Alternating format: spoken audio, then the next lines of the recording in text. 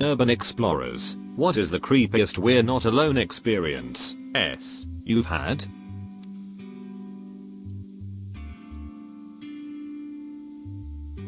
I was on the other end of this.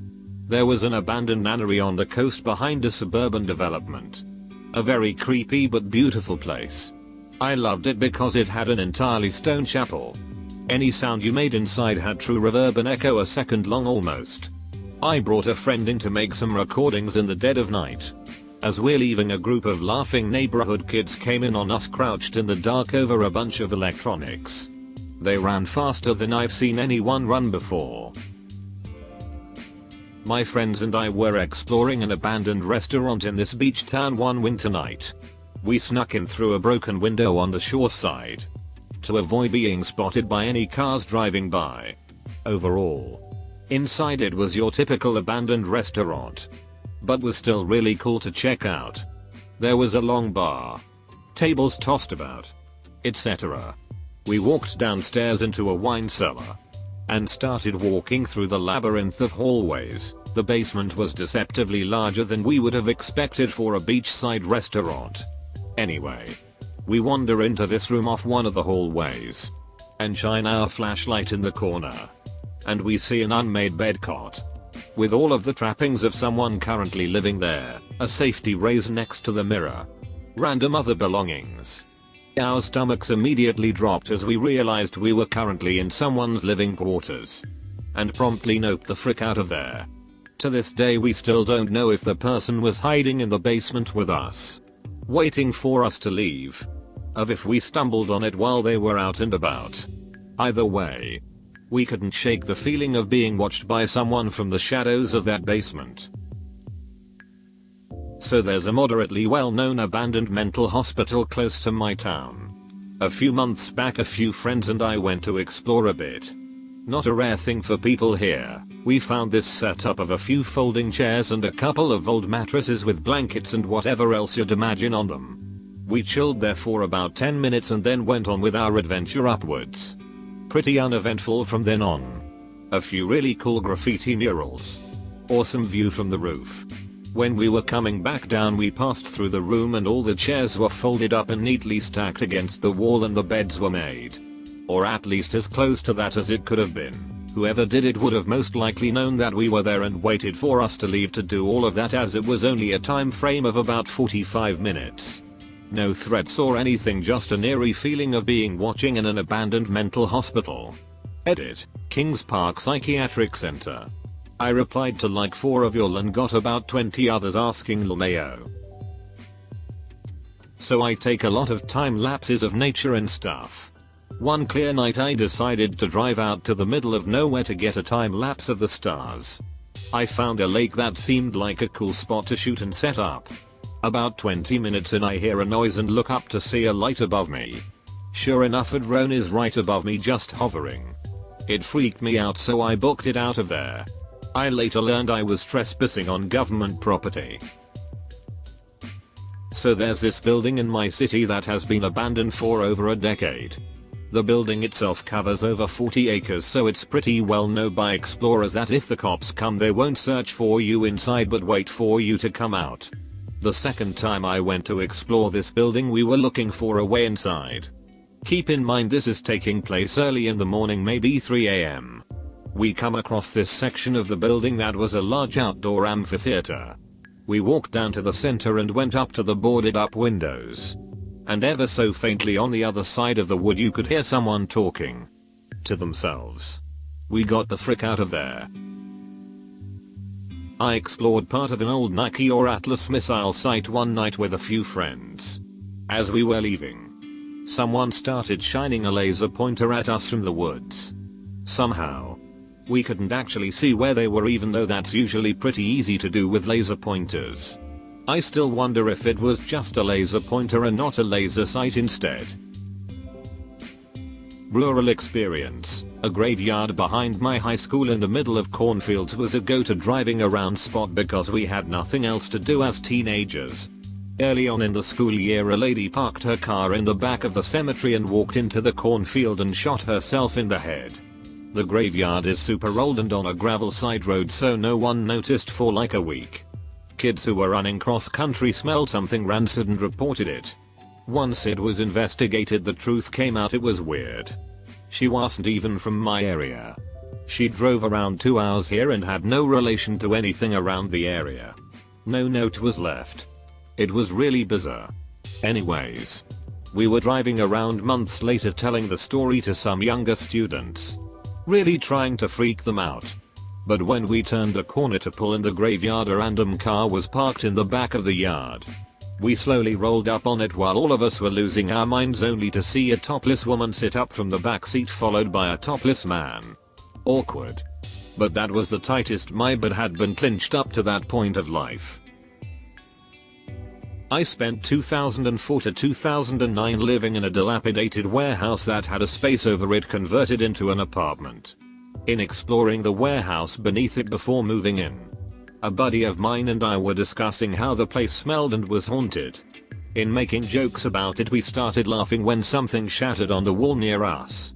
We were seriously startled and contemplating what it could have been when someone shouts, "Shut the frick up," and there's a homeless man throwing what I assume is a second bottle at us from across the space.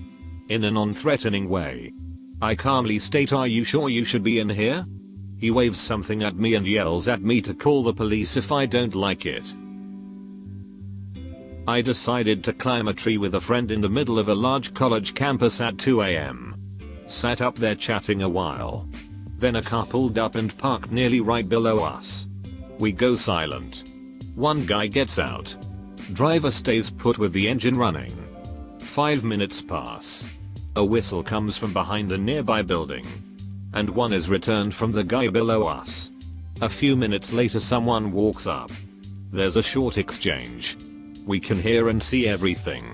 The guy walks away and the car leaves. We are silent. 10 minutes pass.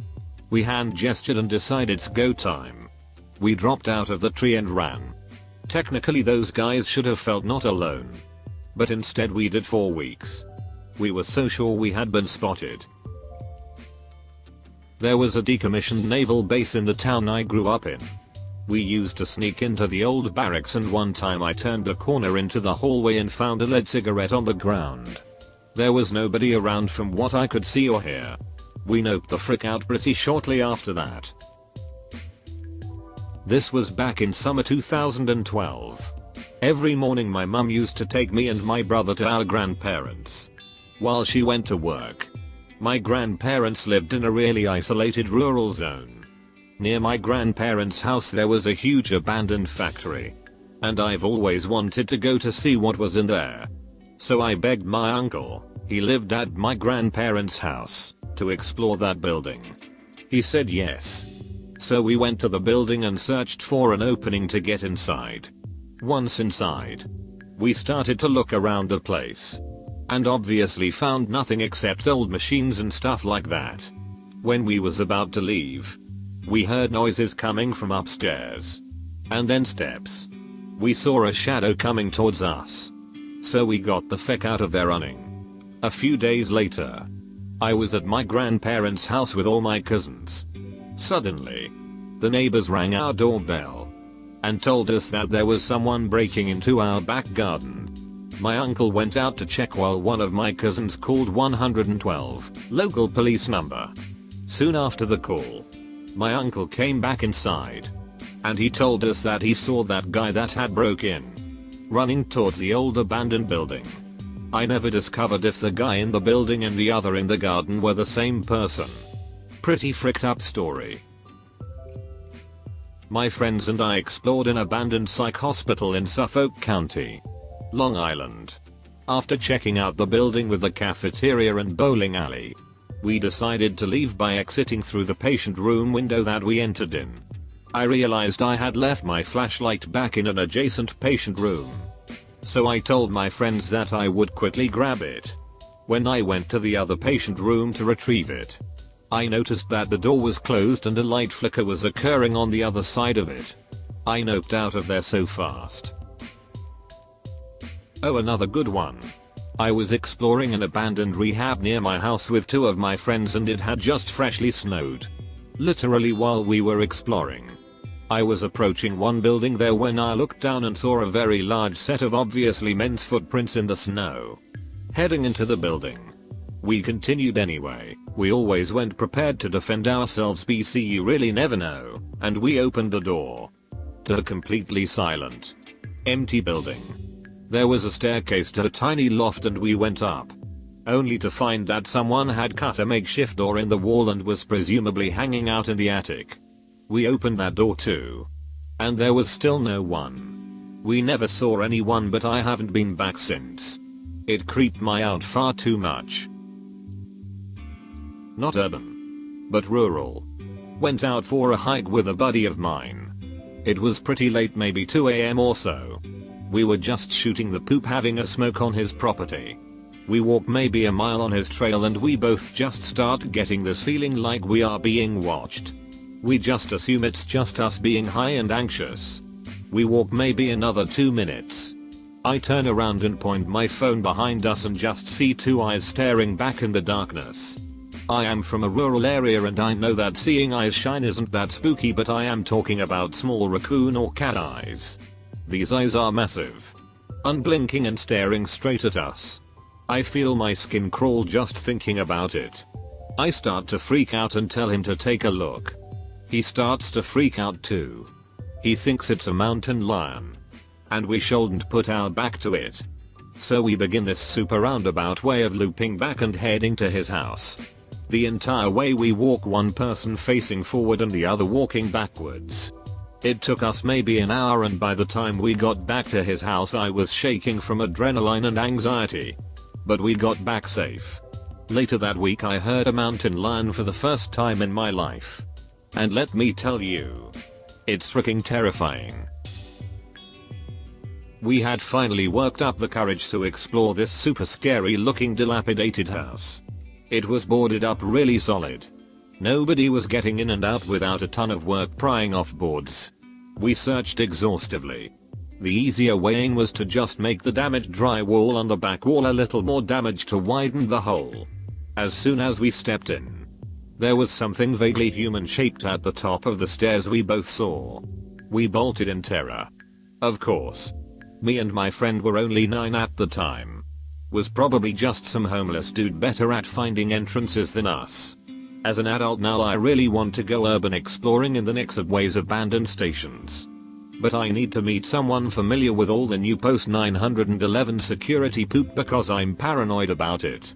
An even more exciting target is the abandoned 19th St. Path station. The only even semi-modern footage is just blurs captured from passing trains, not any better than I can catch myself. But I think their security is tough. There's keypads at the tunnel entrances, presumably to disengage some security thing. Definitely not urban. And more sweet than scary. I was once camping in the desert. At least 30 miles in every direction from any human settlements. When I woke up, there was a full, cold, 5-gallon jug of water outside my tent. My friends and I grew up in a town that had a large abandoned psychiatric hospital. People went in there all the time and we decided senior year of high school to sneak in at tuition. We get in with flashlights and start just exploring. We get up to the 3rd floor and start hearing footsteps. We turn the flashlights off and hide in a room. We watch this big black figure shuffle by the door and down the hall. We ran the opposite way to another stairwell and got the frick out. I'm sure it was just some homeless dude or something, but Jesus Christ, we were spooked for a while. When my house was being built I did what you're not supposed to do. And went into the construction zone to take some pictures in the frame that was being built. I did it a few times. One of the last times I kept hearing weird noises that seemed to be sort of following me and I totally felt like there was someone else there with me. Anyways. Turned out it was a freaking raccoon that was in there. I don't know what he was doing. But when I saw him I got just as scared as if it had really been a ghost and freaking ran for it. I had an interesting phone call to the builders trying to explain that. I think I saw a raccoon in the house. When I was on the road looking at the house from my car and it looked at me out where the window is supposed to be. Not really urban. Recently was on a Central American beach at 2 AM looking for turtles just to observe as it is nesting season. Doing it right. Walking along with red light on and all. Anyways. Didn't see any.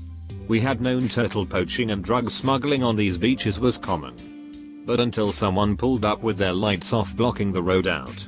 I didn't even think about how I'd handle myself. In the end. If you don't bother them or try and photograph. They don't have to be aggressive to you.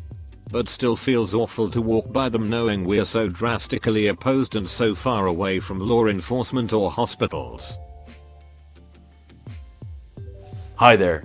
Look, if you enjoyed the video, well, why not go ahead and hit that like and subscribe to Reddit Stories. In fact, if you want to see even more responses to this thread, well then, take a look. There's the link in the description below. And remember, show some love to those authors while you're there. And I look forward to seeing you next time.